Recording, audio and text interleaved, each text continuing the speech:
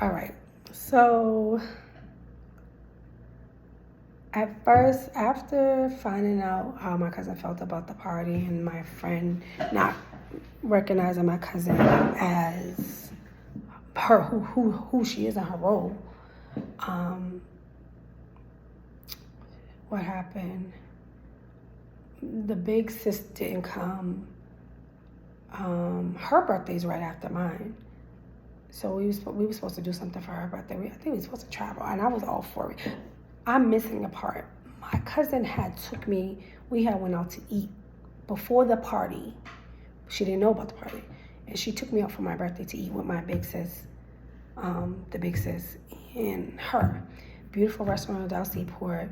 I was late, cried like a baby because when someone puts some effort into doing something for you, you need to be appreciative, you need to be respectful. And I wasn't respectful because I was late. She was like, oh no, it's okay, we can cancel. I was like, no, I'm making it there. Had a wonderful time with the ladies. I was so grateful. Then we had like a sleepover type thing, and that was so much fun. I can't miss that because that was huge. And it did get overshadowed by the party. But in retro, I have a video of it, and it was so much fun just hanging around the girls and genuinely just my cousin loving on me. It was very much, she's the only one that did something like that. If I'm missing someone who did that, please forgive me. Hold on.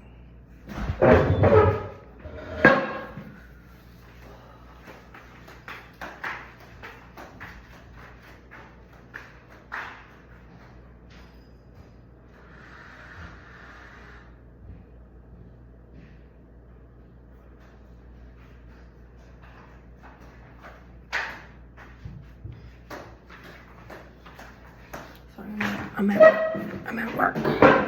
So, fast forward. So my big sis, she had the party. She had her birthday come, and she had COVID, and she didn't call me and tell me she had COVID before, like during my party and stuff. So I was giving third party conversations now. I'm like, why is this happening? So something happened with my cousin, and she wasn't talking to me. I called my big sis, and she's like, oh yeah, sis had da-da-da-da, sis had da-da-da-da, sis had, I'm like, oh, why wouldn't she just call me and tell me? But I'm like, okay. So I'm like, so she's not calling me, but she's calling you. I'm like, what is that all about? So I called my cousin. I'm like, hey, you're not talking to me? She was like, well, I really don't like the way things went down with the party, or what she said. And then she said I trigger her, which is a very understood statement, but it's loud. She blocked me on social media. So she wasn't talking to me. I was triggering her. I trigger her. So when your best friend or anybody that you deal with on a regular tells you trigger them, that is a depth. That is so huge. That's some unpacking, because I can't imagine looking at someone every day and feeling like you can trigger me. I can feel like something you did trigger me, but to look at you and feel like you trigger me, to me, that's a lot. I could be wrong. So I kind of try to give her space, and then she calls me and we chat a little bit.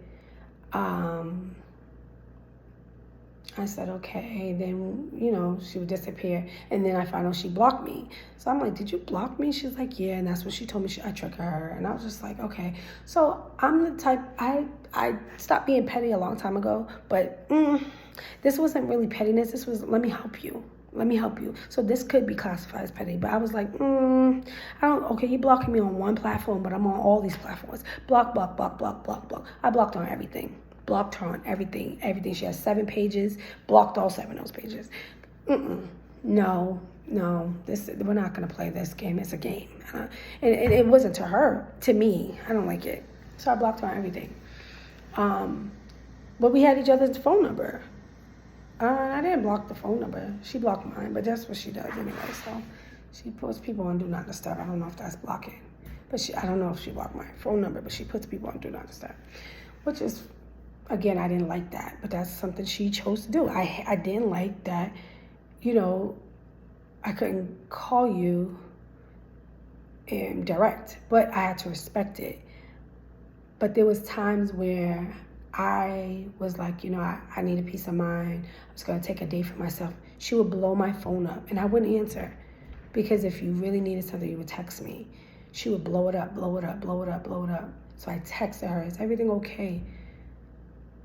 And she would call me. So then I answered. I said, hello? She's like, I just wanted you to answer. And that to me was too much. Like, okay, we're not respecting me now. Okay, so there's some type of something there that I don't like. We got to figure this part out. And so all this mixture, all this together ended up being, I called her a couple of times. She didn't answer. I called her on her birthday. She didn't answer. On my nephew's birthday. She didn't answer. She texted her. She responded, I guess. I had my daughter text her. Comes to a point when she stopped answering. So I stopped calling. And it's been a year now. My daughter is graduating from high school. Her and my daughter still see each other from time to time. I haven't seen my godson in over a year. I went to one of his games, but it was very different. Like he didn't even try to come up to me or hug me. I can't say why that is or why not. He's a grown young man, so that could have nothing to do with his mom, but he's a mom's boy. But it was very like, okay, give him his space. Whatever you can do, you do. Whatever you can't. But it's very hard. Usually with these situations, the kids miss out too. I was trying not to let that happen with my godson, but life goes on. Because you can't hold on to somebody if they don't want to be held on to. And I have to respect that. And that's just what it was. So when I was at his game and he kind of like it was pouring rain in me. My daughter sat out there to come see him because I kept missing everything because of work and life. But I made that happen. And instead of him coming over and saying, hey, thanks for coming or nice seeing you, he was getting right on the bus. And I was just like, come here. Can I have a hug? But I'm not. Our drama has nothing to do with him. So even though it does affect them, it has nothing to do with them. So I can't project my feelings onto my godson, my nephew, or anybody else. So it's been a year now, and my cousin reached out and she said, I miss you. And I told her I love her. I was super excited to hear from her. It was at a very beautiful moment that she texted me. I was at a basketball game. We had one, and but I was perfect. Oh my gosh, she reached out. I got to see at my daughter's graduation. It was like nothing changed. It was so, I don't know. It was like normal. She sat where she sat. We laughed with each other for a little bit. We talked. I didn't know how it was gonna be. At first I was bitter about it, but then when I seen her, it was just oh, that's my boo-boo. And I hugged her and it was beautiful. So yeah. Now today, we still haven't talked or whatever. Her and the big sis, they hang out, they do all kinds of stuff. I have the big sis on Instagram. I still don't have my cousin on Instagram. So I get to see, them hanging out sometimes and doing things together. And kudos to them, it's not my business. But me and the big sis do not hang out. We don't even talk. We share little things on social media, which is fine. My thoughts towards that is I kind of knew that, so it's not a surprise.